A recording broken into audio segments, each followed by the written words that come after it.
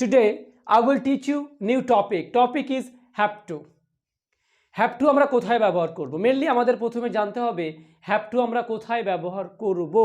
have to আমরা ব্যবহার করব আমরা বাংলা বাক্যে যেসব কথাগুলোকে বলি, আমরা খুব জোর দিয়ে যে কথাগুলোকে বলি, খুব জোর দিয়ে বলতে কি বোঝায়?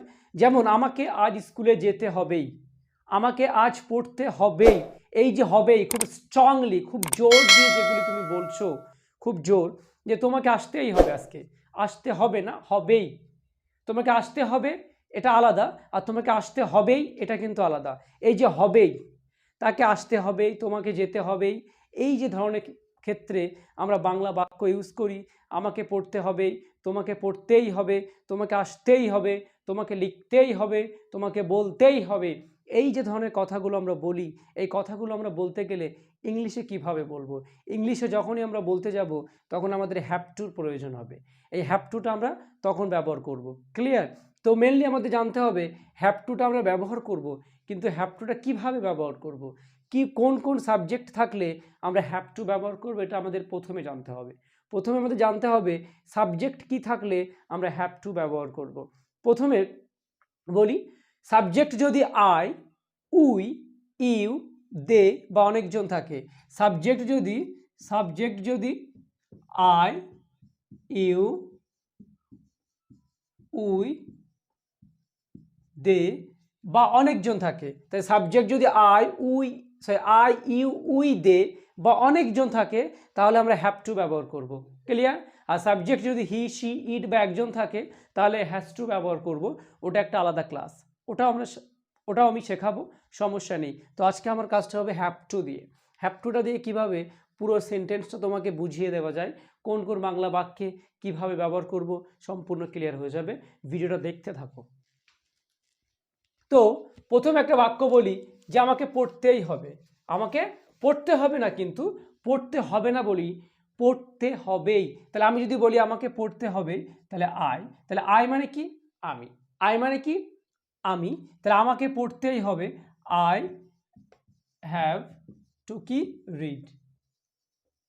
রিড মানে পড়া। তাহলে আই মানে আমি, এইখানে আমাকে সেন্টেন্সটা আমি বলছি, আমাকে পড়তে হবেই, তাহলে I have to read. Clear? রিডটা হচ্ছে V1, রিডটা হচ্ছে ভার্বের ভার্বের মেন ফর্ম, আর হ্যাভ টু বসে গেল, সাবজেক্টটা আই বসে গেল। ক্লিয়ার? তোমাকে আসতেই হবে, তাহলে কি হবে? মেনলি মনে রাখতে হবে সাবজেক্টের ম্যাটার। সাবজেক্ট যদি আই, উই, ইউ, দে বা অনেকজন থাকে তাহলে হ্যাভ টু, তাই সেখানে আমরা বললাম ইউ, তাহলে you have to come. Clear? তোমাকে আসতেই হবে। তাহলে আই হ্যাভ টু রিড, আমাকে পড়তেই হবে, ইউ হ্যাভ টু কাম, তোমাকে আসতেই হবে, তাদেরকে পড়তেই হবে, তাহলে দে হ্যাভ টু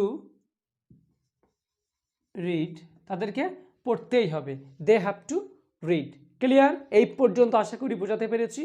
আজ আমাকে স্কুলে যেতেই হবে, কি হবে? I have to go to school. Clear? I have to go to school, আমাকে আজ স্কুলে যেতে হবেই, I have to go to school. Clear? আমাকে আজ কলেজে যেতে হবেই, I have to go to college. আমাকে আজ টিউশনে যেতেই হবে, I have to go to tuition. Clear?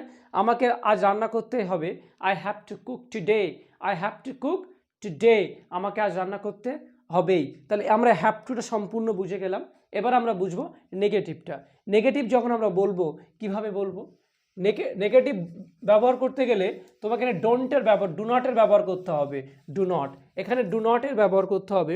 Do not যেমন আমাকে পড়তেই হবে, আই হ্যাভ টু রিড, আমাকে পড়তেই হবে। আমি যদি বলি আমাকে পড়তেই হবে না, তাহলে I don't have to read. Clear? তাহলে আই হ্যাভ টু রিড, আমাকে পড়তেই হবে, I don't have to read, আমাকে পড়তেই হবে না। যদি ইন্ট্রোগেটিভ করি কি হবে? ডু আই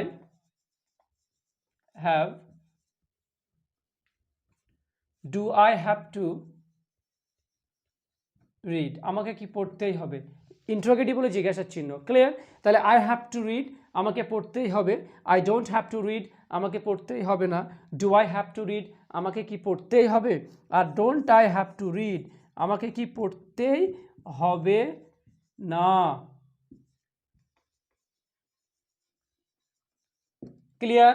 তাহলে আই হ্যাভ টু প্লে আমাকে খেলতেই হবে, I don't have to play আমাকে খেলতেই হবে না, do I have to play আমাকে কি খেলতেই হবে, don't I have to play আমাকে কি খেলতেই হবে না, আই হ্যাভ টু রিড আমাকে লিখতে, আই হ্যাভ টু রাইট আমাকে লিখতেই হবে, I don't have two right আমাকে লিখতেই হবে না, do I have two right আমাকে কি লিখতেই হবে, don't I have two right আমাকে কি লিখতেই হবে না। ক্লিয়ার? তাহলে স্পেশালি আমি আর একবার বলে দিই হ্যাভ টু আমরা কখন ব্যবহার করব।